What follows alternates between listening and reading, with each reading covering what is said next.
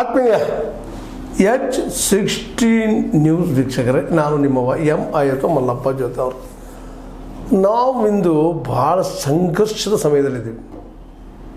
ನಮ್ಮ ದೇಶ ಎತ್ತು ಹೋಗ್ಬೋದು, ಏನು ಮಾಡಬಹುದು ಅನ್ನೋದ್ರ ಬಗ್ಗೆ ನಾವು ಭಾಳ ನಿಂತು ವಿಚಾರ ಮಾಡಬೇಕಾಗಿದೆ.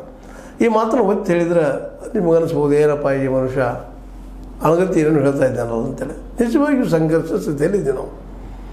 ಯಾಕೆಂದರೆ ಒಂದು ಕಡೆ ಈಗಾಗಲೇ ಅಂತಾರಾಷ್ಟ್ರೀಯ ಮಟ್ಟದಲ್ಲೇ ಭಾರತಕ್ಕೆ ಮಾನ್ಯ ಆದಂಥ ನಾವು ದಾಳಿ ಮಾಡಿದ್ದೀವಿ ಪಾಕ್ ಮೇಲೆ. ಆ ದಾಳಿನ ಪೂರ್ಣ ಮಾಡಬೇಕಾಗಿತ್ತು, ಅರ್ಧಕ್ಕೆ ನಿಂತು ಹೋಗಿಬಿಟ್ಟಿದೆ. ಅದು ಕಾರಣ ಅಮೇರಿಕ ಅಂತ ಸ್ವತಃ ಹೇಳ್ಕೊಳ್ಳಿಕ್ಕತ್ತದ. ಅದು ಸ್ವತಃ ಅಲ್ಲಿಯ ಅಧ್ಯಕ್ಷ ಟ್ರಂಪ್. ಇದನ್ನು ನಾವು ನಿಲ್ಲಿಸಿದ್ದೀವಿ, ಅಣ್ವಸ್ತ್ರ ಯುದ್ಧ ಆಗ್ತಾಯಿತ್ತು, ಅದು ನಿಲ್ಲಿಸಿದ್ವಿ ನಾವು ಅನ್ನೊಂದು ಮಾತನ್ನು ಮಾತಾಡ್ತಾ ಇದ್ದಾರೆ.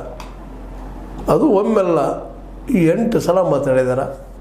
ಅದಕ್ಕೆ ಇವತ್ತಿನವರೆಗೂ ನಮ್ಮ ಮೋದಿಯವರಿಂದ ಉತ್ತರಿಲ್ಲ. ಬೇರೆ ಬೇರೆದವ್ರು ಇಂಡೈರೆಕ್ಟಾಗಿ ಉತ್ತರ ಕೊಟ್ಟಿದ್ದಾರೆ, ಅದು ಡೈರೆಕ್ಟ್ ಆಗಿಲ್ಲ.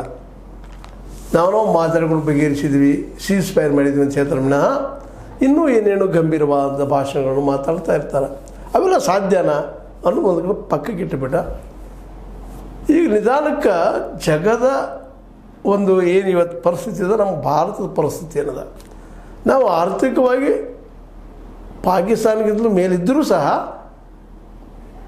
ನಮ್ಮ ಆರ್ಥಿಕ ಪರಿಸ್ಥಿತಿ, ಇಲ್ಲಿ ಉದ್ಯೋಗ ನಿರ್ಮಾಣ ಮಾಡುವಂಥ ಪರಿಸ್ಥಿತಿ ಹೇಳಿಕೊಳ್ಳುವಂಗಿಲ್ಲ. ಇಲ್ಲಿ ಬಡತನ ಸಾಕಷ್ಟು ಅದ, ನಿರುದ್ಯೋಗ ಸಾಕಷ್ಟು ಅದ ಅನ್ನೋದು